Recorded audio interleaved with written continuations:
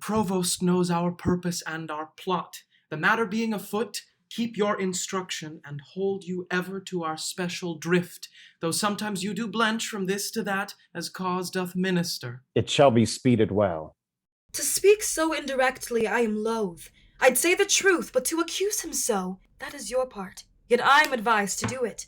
He says to veil full purpose. Be ruled by him. Besides, he tells me that if peradventure he speaks against me on the adverse side, I should not think it strange, for 'tis a physic that's bitter to sweet end. I would Friar Peter were... Oh, peace! The friar is come!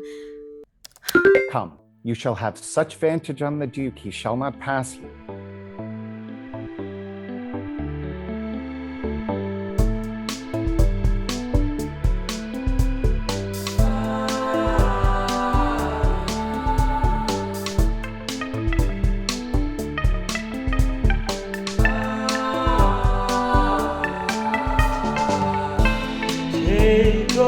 Take those lips away that so sweetly were forsworn, and those eyes the break of day, lights that do mislead the morn.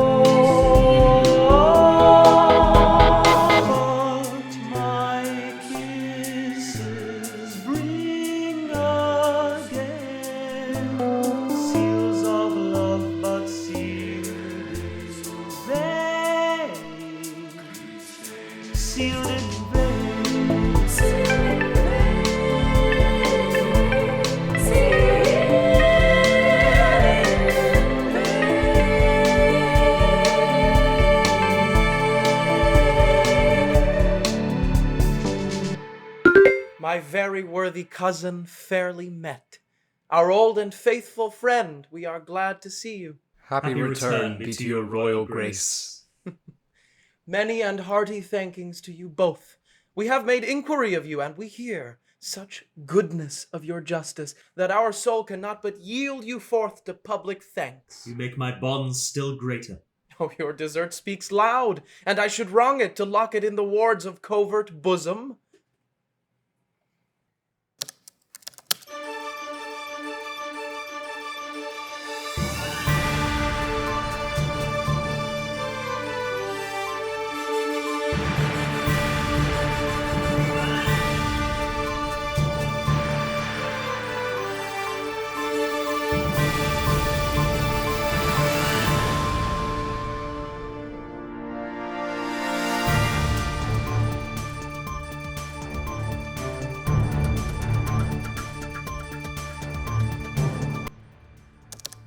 Justice, O royal duke, veil your regard upon a wronged, I'd fain have said a maid. Relate your wrongs. In what? By whom? Be brief.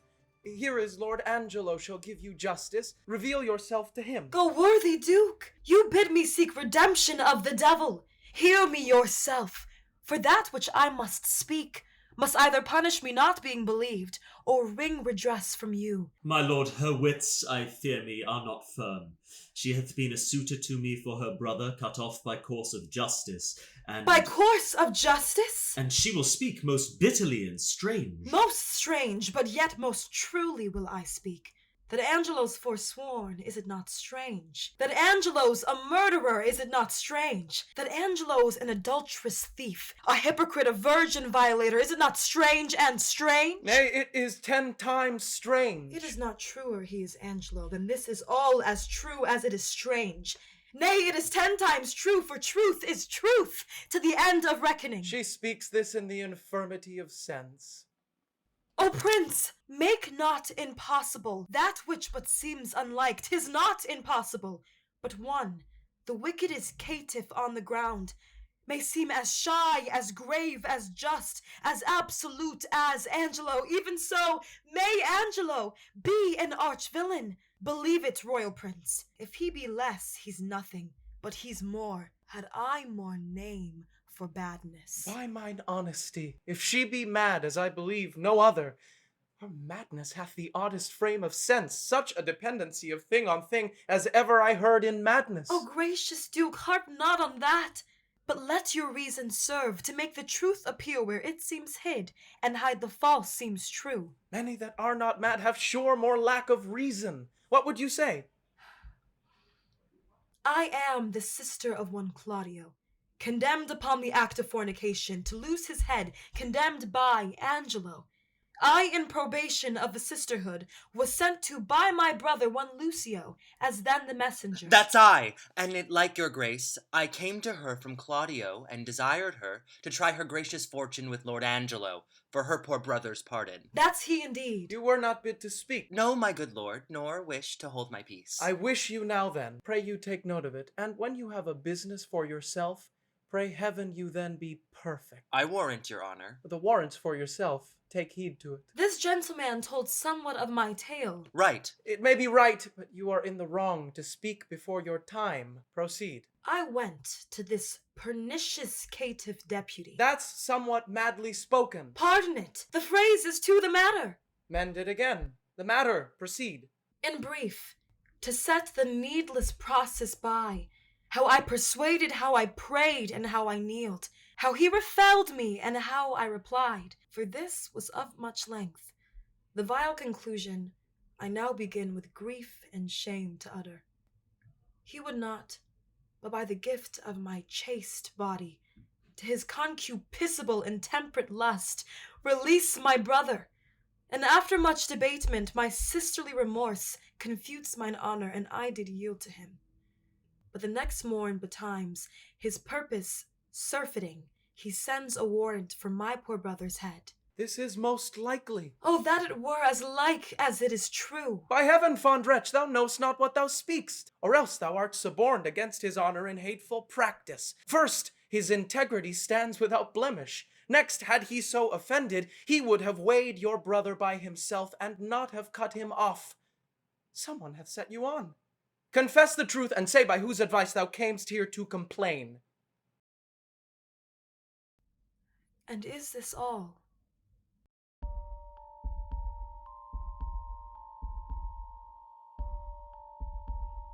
Then, oh, you blessed ministers above, keep me in patience, and with ripened time, unfold the evil which is here wrapped up in countenance. This needs must be a practice. Who knew of your intent and coming hither? One that I would were here, Friar Lodowick. A ghostly friar, belike.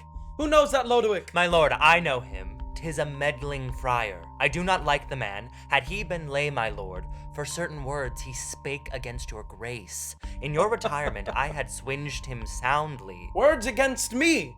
This is a good friar, belike, and to set on this wretched woman here against our substitute. Let this friar be found. But yesternight, my lord, she and that friar, I saw them at the prison. A saucy friar, a very scurvy fellow. Blessed be your royal grace. I have stood by, and I have heard your royal ear most wrongfully abused. First hath this woman most wrongfully accused your substitute, who is as free from touch or soil with her as she from one ungot. We did believe no less.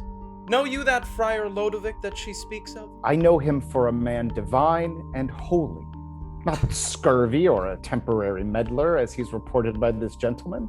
And on my trust, a man that never yet did, as he vouches, misreport your grace. My lord, most villainously believe it. Well, he in time may come to clear himself, but at this instant he is sick, my lord, of a strange fever. Upon his mere request, being come to knowledge that there was complaint intended against Lord Angelo, came I hither to speak as from his mouth what he doth know is true and false. First, for this woman, to justify this worthy nobleman, so vulgarly and personally accused, her shall you hear disproved to her eyes, till she herself confess it. Good friar, let's hear it. My lord, please.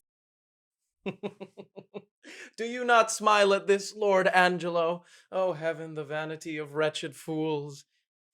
Come, Angelo. In this I'll be impartial. Be you judge of your own cause.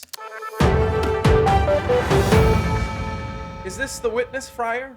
First let her show her face, and after speak. Pardon, my lord, I will not show my face until my husband bid me. What, are you married? No, my lord. Are you a maid? No, my lord. A widow, then? Neither, my lord. Why, you are nothing, then, neither maid, widow, nor wife. My lord, she may be a punk, for many of them are neither maid, widow, nor wife. My lord, I do confess I ne'er was married, and I confess besides I am no maid. I've known my husband, yet my husband knows not that ever he knew me. He was drunk then, my lord. It can be no better. For the benefit of silence, would thou wert so too. This is no witness for Lord Angelo. Now I come to it, my lord.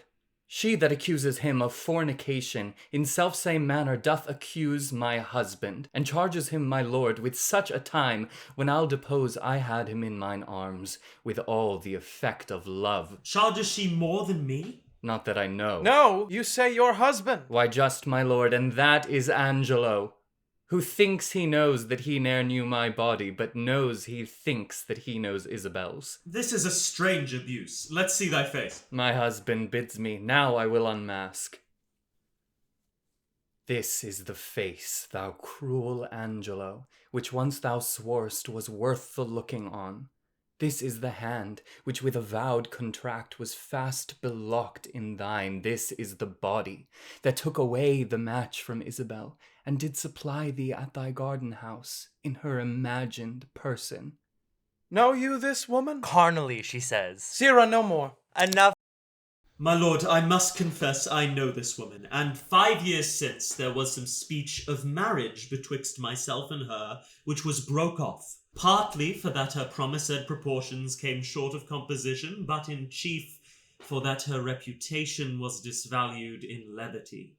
Since which time of 5 years I never spake with her, saw her, nor heard from her upon mine faith and honour. Noble prince, as there comes light from heaven and words from breath, as there is sense in truth, and truth in virtue, I am affianced this man's wife as strongly as words could make up vows. And good my lord, but Tuesday night last gone in's garden house, he knew me as a wife. I did but smile till now. Now, good my lord, give me scope of justice. My patience here is touched. I do perceive these poor informal women are no more but instruments of some more mightier member that sets them on. Let me have way, my lord, to find this practice out. Aye, with my heart, and punish them to your height of pleasure.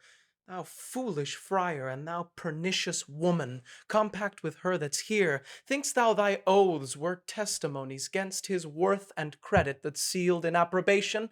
You, Lord Aeschylus, stay with my cousin, lend him your kind pains, to find out this abuse whence 'tis derived. There is another friar that hath set them on. Let him be sent for. Would he were here, my lord, for he indeed hath set the women onto this complaint. Your provost knows the place where he abides, and he may fetch him. Do it instantly. And you, my noble and well-warranted cousin, whom it concerns to hear this matter forth, do with your injuries as seems you best in any chastisement. I for a while will leave you, but stir not you till you have well determined upon these slanderers. My lord will do it thoroughly. Signor Lucio, did not you say you knew that Friar Lodovick to be a dishonest person? Honest in nothing but in his clothes, and one that hath spoke most villainous speeches of the Duke. We shall find this friar a notable fellow. As any in Vienna, on my word. Pray you, my lord, give me leave to question her. You shall see how I'll handle her. Not better than he by her own report. Say you. Marry, sir, I think if you handled her privately, she would sooner confess. Perchance publicly she'll be ashamed. I'll go darkly to work with her. That's the way, for women are light at midnight. Mistress, here's a gentlewoman denies all that you have said. My lord, here's the rascal I spoke of. Very good time. Speak not you to him till we call upon you. Mum. Come, sir. Did you set these women on to slander Lord Angelo? They have confessed you did. 'Tis false. How? Know you where you are? Where is the Duke? 'Tis he should hear me speak. The Duke's in us, and we will hear you speak. Look you speak justly. Boldly at least, but oh poor souls, come you to seek the lamb here of the fox? Is the Duke gone? Then is your cause gone too. The Duke's unjust, thus to retort your manifest appeal, and put your trial in the villain's mouth, which here you come to accuse. This is the rascal, this is he I spoke of. Why, thou unreverend and unhallowed friar, It's not enough thou hast suborned these women to accuse this worthy man, but in foul mouth and in the witness of his proper ear to call him villain, and then to glance from him to the Duke himself, to tax him with injustice. To the rack with him! We'll touse you joint by joint, but we will know his purpose. What, unjust? Be not so hot. The Duke dare no more stretch this finger of mine than he dare rack his own. His subject am I not, nor here provincial. My business in this state hath made me a looker-on here in Vienna, where I have seen corruption boil and bubble till it o'errun the stew. Laws for all faults, but faults so countenanced that the strong statutes stand like the forfeits in a barber's shop, as much in mock as mark. Slander to the state! What can you vouch against him, Signor Lucio? Is this the man that you did tell us of? 'Tis he, my lord. Do you know me? I remember you, sir, by the sound of your voice. And do you remember what you said of the Duke? Most notedly, sir. Do you so, sir? And was the Duke a fleshmonger, a fool, and a coward, as you reported him to be? You must, sir, change places with me ere you make that my report. You indeed spoke so of him, and much more, much worse. Oh, thou damnable fellow! I protest I love the Duke as much as I love myself. Hark how the villain would close now after his treasonable abuses. Away with him to prison. Why, you lying rascal. You must be hooded, must you? Show your knave's visage with a pox to you. Show your sheep-biting face and be hanged an hour. Will it not off?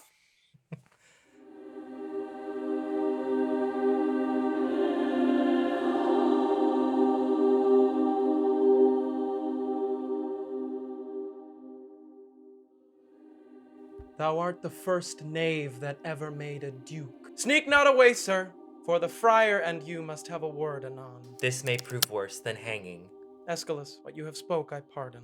Angelo, sir, by your leave, hast thou or wit, or word, or impudence that yet can do thee office? If thou hast, rely upon it till my tale be heard, and hold no longer out. Oh, my dread lord, I should be guiltier than my guiltiness to think I can be undiscernible when I do perceive your grace hath, like power divine, looked upon my passes. Then, good prince, no longer sentence hold upon my shame, but let my trial be mine own confession.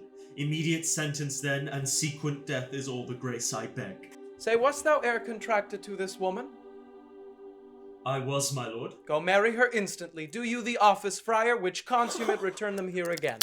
My lord, I'm more amazed at his dishonor than at the strangeness of it. Isabel, your friar is now your prince. Oh, give me pardon, that I, your vassal, have employed and pained your unknown sovereignty. You are pardoned, Isabel.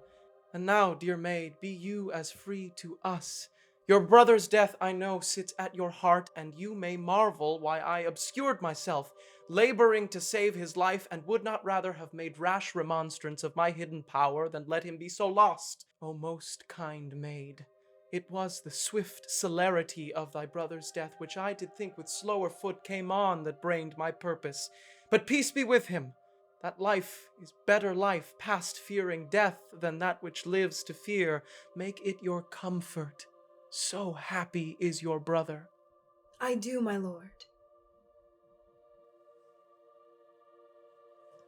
For this new married man approaching here, whose salt imagination yet hath wronged your well-defended honor, you must pardon for Mariana's sake. But as he adjudged your brother, the very mercy of the law cries out most audible even from his proper tongue. An Angelo for a Claudio, death for death. Haste still pays haste, and leisure answers leisure. Like doth quit like, and measure still for measure. Then, Angelo, thy faults thus manifested, we do condemn thee to the very block where Claudio stooped to death, and with like haste. Away with him! Oh, my most gracious lord, I hope you will not mock me with a husband. It is your husband mocked you with a husband. Consenting to the safeguard of your honor, we thought your marriage fit, else imputation, for that he knew you, might reproach your life and choke your good to come. For his possessions, though by confiscation they are ours, We do instate and widow you withal to buy you a better husband. Oh, my dear lord, I crave no other nor no better man. Never crave him. We are definitive. Gentle, my liege. You do but lose your labor. Away with him to death. Oh, my good lord, sweet Isabel, take my part. Lend me your knees, and all my life to come, I'll lend you all my life to do you service. Against all sense do you importune her. Should she kneel down in mercy of this fact, her brother's ghost his paved bed would break and take her hence in horror. Isabel, sweet Isabel, do yet but kneel with me. Hold up your hand, say nothing, I'll speak all. They say best men are molded out of faults, and for the most become much more the better. For being a little bad, so may my husband.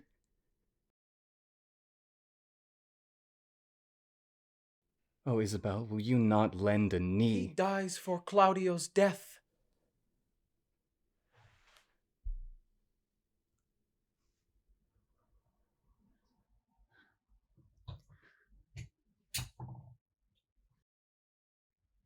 Most bounteous sir, look, if it please you, on this man condemned.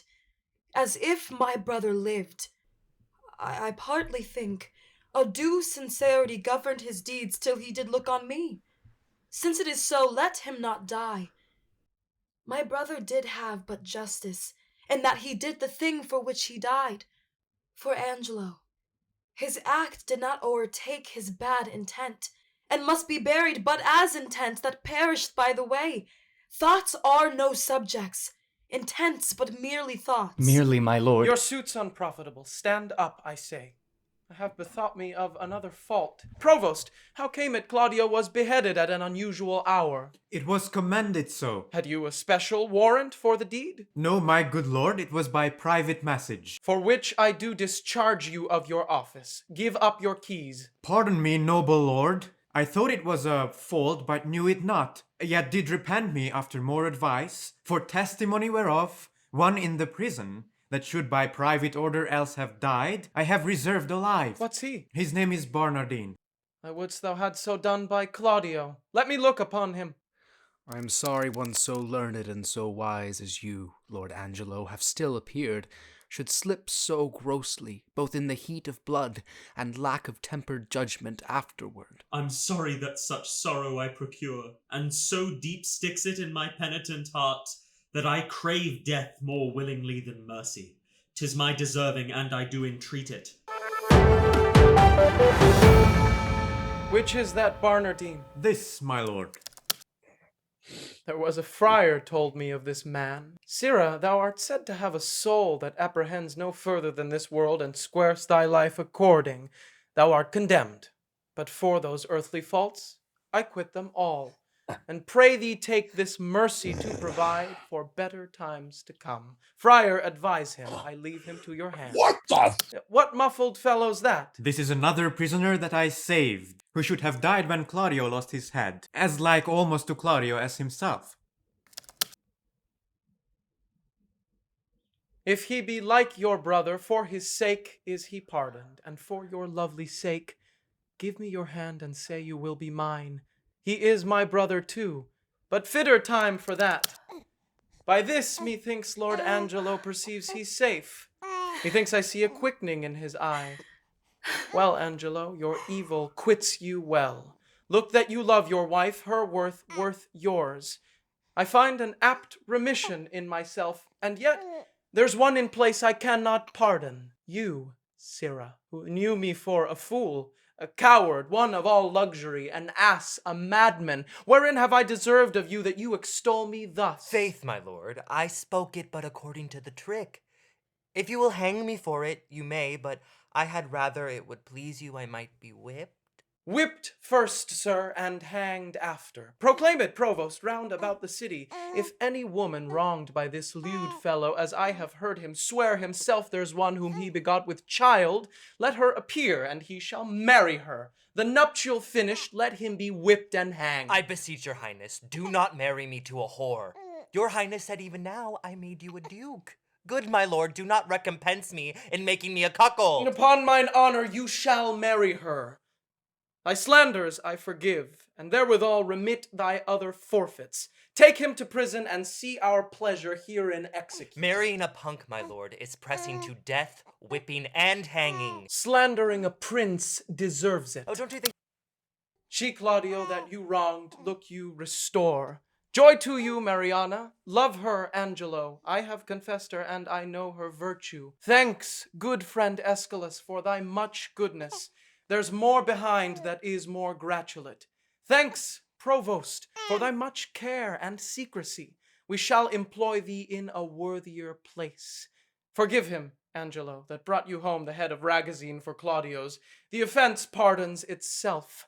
Dear Isabel, I have a motion much imports your good, whereto if you'll a willing ear incline, what's mine is yours, and what is yours is mine. So, let us to our palace, where we'll show what's yet behind that's meet you all should know.